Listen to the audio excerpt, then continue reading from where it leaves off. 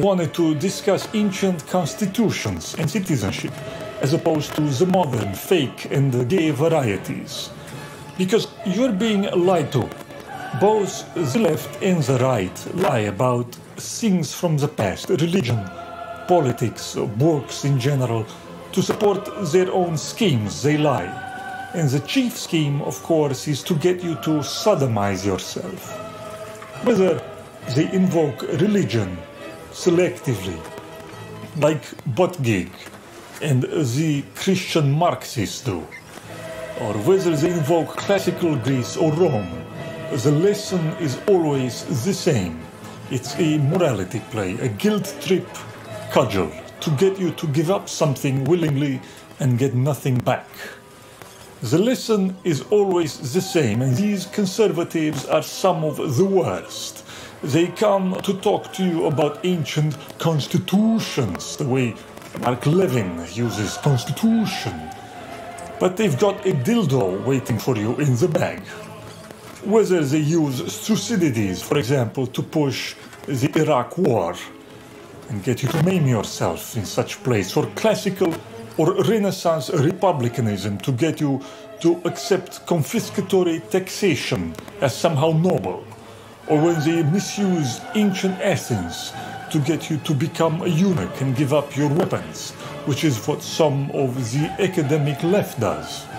The point is always the same, the menu is the same.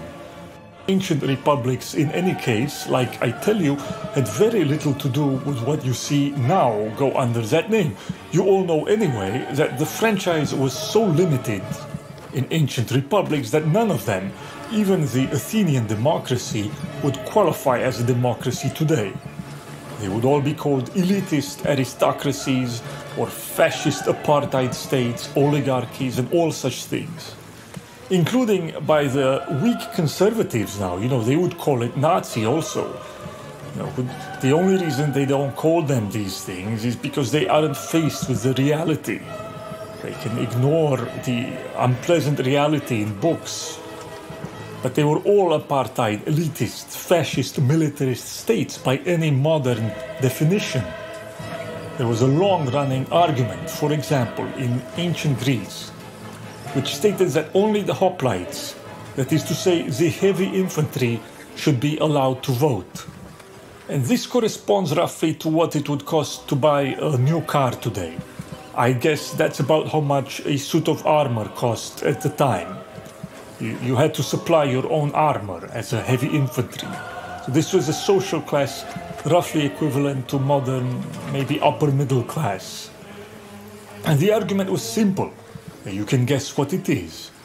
And it's something I've claimed myself in the book, which is that only the assembly of armed men should hold the political power in the state, because they are the source of the physical power, of the physical force, and any other kind of arrangement is therefore mendacious.